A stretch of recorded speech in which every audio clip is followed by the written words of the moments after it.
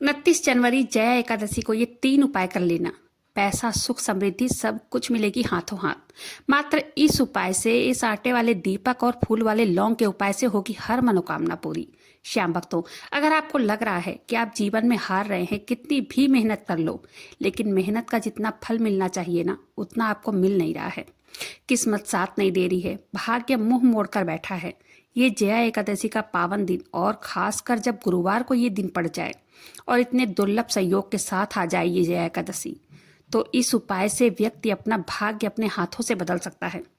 जय श्री श्याम, हारे के सहारे की जय हो। श्याम भक्तों, आज की वीडियो में मैं ऐसे कुछ उपाय शेयर करूंगी जो इतना पावरफुल उपाय है, इतना चमत्कारी उपाय है ना, कि जिसको करने से कैसी भी कोई भी समस्या हो, धन प्राप्ति के लिए हो, नौकरी के लिए हो, व्यापार अच्छा न चल रहा हो, घर में लड़ाई झगड़े कलेश हो रहे हों, ये उपाय आप करके देखिएगा। 100% गारंटी के साथ कहती हूँ, ये उपाय बहुत ही पावरफुल उपाय है और हाथों हाथ इस उपाय को करने से जो भी मनोकामना होती है वो बहुत जल्दी पूरी हो जाती है। 29 जनवरी गुरुवार को यह जया एकादशी का बहुत ही विशेष और पावन दिन आ गया है। इस दिन ऐसे कौन से उपाय करने हैं जिन्हें करके हम अपने बाबा श्याम की कृपा जल्द से जल्द प्राप्त कर सकते हैं। मान्यता है कि इस व्रत को करने मात्र से ही भूत प्रेत पिशाच योनि में व्यक्ति नहीं जाता है। शास्त्रों में भी कहा गया है, इस व्रत को करने और कथा सुनने से, मंत्र जाप मात्र करने से ही धन सुख समृद्धि सब कुछ बढ़ती है। और एक उपाय जो कि बहुत शक्तिशाली उपाय है, इस उपाय को करने से मान सम्मान धन वैभव सुख समृद्धि सब कुछ बढ़ता ही बढ़ता है। जया एकादशी का व्रत व्यक्ति को करना ही चाहिए। अगर जो व्यक्ति एकादशी का व्रत नहीं भी करते हैं, वो भी आज के बताए गए उपाय, अगर जो मैं बता रही हूँ, इस उपाय को कर लेते हैं, प्रभु की कृपा उन पर भी बरसती है, उनके परिवार पर भी बरसती है। तो इसके लिए आपको करना क्या है, ध्यान से सुनिएगा, फिर इस उपाय को करके देखिएगा। क्योंकि अगर आप अच्छे से सुनेंगे नहीं उपाय को, तो अच्छे से नहीं कर पाएंगे ना, जिसका पूर्ण फल आपको प्राप्त नहीं हो पाएगा। देखिए, मैं यहाँ जो भी उपाय बताती हूँ वो बहुत सिंपल और शास्त्रों में बताया गया उपाय बताती हूँ, जिसको करने से व्यक्ति अपने भाग्य को भी बदल लेता है। इस वीडियो को पहले पूरा सुनना है, फिर विधिवत तरीके से उपाय करना है, ठीक है। सबसे पहले आपको आटा लेना है, गेहूं का आटा, और उसमें थोड़ी सी हल्दी मिला लेनी है। फिर उसे गूंद करके उसका एक दीपक बना लेना है। उसके बाद क्या करना चाहिए, उसमें 5 लौंग चुभाना है चारों तरफ से। देखिए, जैसे आप देख पा रहे होंगे वीडियो में, बिल्कुल इसी तरह से 5 लौंग चारों तरफ से चुभा लेना है। ये दीपक बहुत ही पावरफुल दीपक बन जाता है। इस दीपक में देसी घी डालकर जलाना है, ठीक है। बाबा श्याम के सामने या विष्णु भगवान के सामने या लड्डू गोपाल के सामने, प्रभु के किसी भी स्वरूप के सामने आप इस दीपक को प्रज्वलित कर सकते हैं। देखिए, सच में आपकी मनोकामना जल्द से जल्द पूरी होगी इस उपाय को करने से। साथ में आपको क्या करना है, दीपक जलाते समय अपनी मनोकामनाएं कहनी है। दीपक जलाते समय मंत्र जाप जरूर करना है, ठीक है। मंत्र को बोलते हुए ही दीपक जलाना है। ये दीपक एकादशी से लेकर द्वादशी तक जलना चाहिए। मतलब अखंड दीपक आपको एक बार ही जलाना है एकादशी के दिन सुबह के टाइम में। और अपनी मनोकामना कह कर तो देखिए एक बार, मैं गारंटी से कहती हूँ, इस उपाय को करने से शीघ्र मनोकामना पूरी होती है, हाथों हाथ पूरी होती है। और ये उपाय जो है बहुत विश्वास के साथ करना है, साफ सफाई के साथ करना है, ठीक है। इस उपाय को करते ही बाबा श्याम हर मनोकामना को जल्द से जल्द पूरी करते हैं। चलिए जानते हैं दूसरा उपाय। दूसरा उपाय देखिए, तुलसी से जुड़ा हुआ है। तुलसी माता के सामने दीपक सभी लोग जलाते हैं, वो तो जलाना भी चाहिए, लेकिन इसके साथ साथ एक उपाय भी करना है, जिसे करने से आपकी मनोकामना जल्द से जल्द पूरी होगी, और जरूर होगी, ये मैं गारंटी से कहती हूँ। देखिए, करना क्या है ये जान लेते हैं। इसके लिए आपको कलावे का एक छोटा सा टुकड़ा तोड़ लेना है, ठीक है। उसमें अपने मनोकामना कहते हुए 3 गांठ लगानी है। हर गांठ में अपनी मनोकामना जरूर से जरूर कहनी है, और साथ ही साथ 3 दीपक भी जलाना है। किस चीज का जलाना है दीपक, देसी घी का, ठीक है। उसमें थोड़ी सी काला तिल डाल देना है, और 1 रुपए का सिक्का हो तो वो भी डाल दीजिए। फिर उस कलावे को माता तुलसी की पेड़ में बांध दीजिए। यही 7 दीपक जो आपने बना लिया है, उस दीपक को एक थाली में रखकर साथ में ही जला लेना है, तीनों दीपक। और उसके बाद माता तुलसी की आरती करनी है, फिर 7 परिक्रमा भी करना है। ऐसा करने से जीवन में कारोबार में वृद्धि आती है, घर में सुख समृद्धि आती है, परिवारजनों में प्रेम प्यार बढ़ता है। क्या क्या इसका फायदा है मैं क्या बताऊं, जितना बताऊं उतना ही कम है।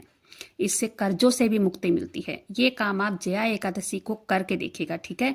जया एकादशी का दिन गुरुवार को पड़ रहा है। गुरुवार के दिन अगर कोई भी एकादशी आ जाती है तो केले के पेड़ का पूजन भी बहुत महत्व रखता है, ठीक है। तो केले के पेड़ की पूजा भी आप सबको आज के दिन करनी है, जया एकादशी के दिन।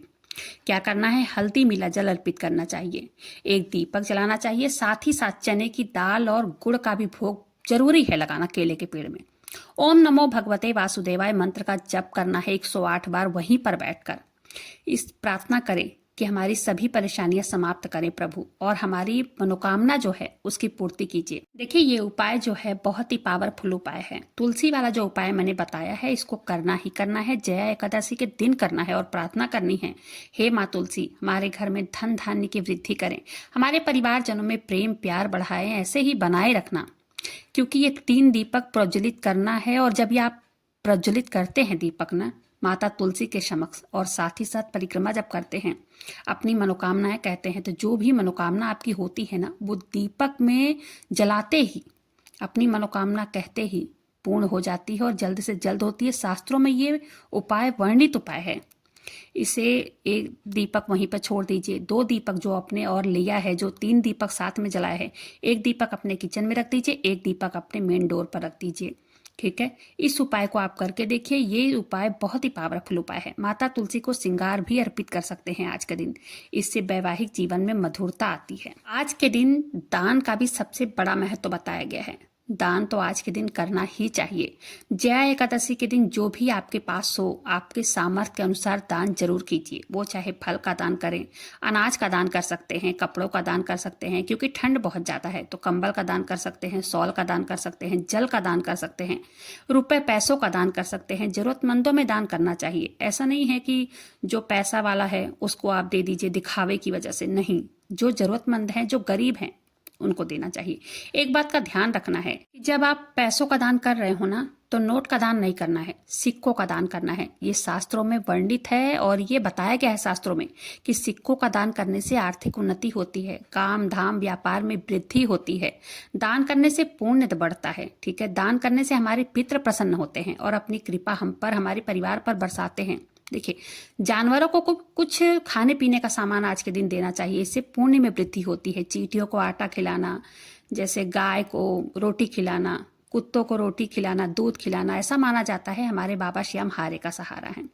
जो व्यक्ति हारे हुए बेजुबान को कुछ दान पुण्य करता है, खिलाता है, पिलाता है, इससे बाबा श्याम की कृपा पूरे परिवार पर बरसती है और बाबा श्याम का आशीर्वाद प्राप्त होता है। जया एकादशी का पावन दिन, इतना दुर्लभ संयोग बार बार नहीं बनता है, ये कई सालों में एक बार आता है। ठीक है, जया एकादशी के दिन बाबा श्याम की पूजा कीजिए, उनसे विश्वास के साथ, भाव श्रद्धा के साथ अपनी मनोकामनाएं कहिए, उनका नाम जप कीजिए, सफलता आपके कदम चूमेगी। आज की वीडियो को यहीं पर समाप्त करते हैं। वीडियो पसंद आई हो वीडियो को एक लाइक कर दीजिएगा। अपने ही चैनल मैजिक उपाय को सब्सक्राइब जरूर से कीजिएगा। ये जो उपाय मैंने बताया है इसमें से कोई भी उपाय कर सकते हैं, जरूरी नहीं है कि सारा उपाय करना है। जो भी आपको उपाय सरल लगे आप वो उपाय कीजिए। ठीक है, इसमें कोई वो नहीं है कि नहीं सारा का सारा उपाय, जो भी मतलब सरल लग रहा है कि हाँ हम ये उपाय कर लेंगे, वो आप कर सकते हैं। तो उम्मीद करती हूँ वीडियो पसंद आई होगी, जानकारी पसंद आई हो। वीडियो को लाइक कीजिएगा, अपने ही चैनल मैजिक उपाय को सब्सक्राइब जरूर से कीजिएगा। बाबा श्याम नाम का जयकारा दिल से लगाइएगा। मिलते हैं फिर ऐसे किसी वीडियो के साथ, तब तक के लिए जय श्री श्याम हारे के सहारे की जय हो।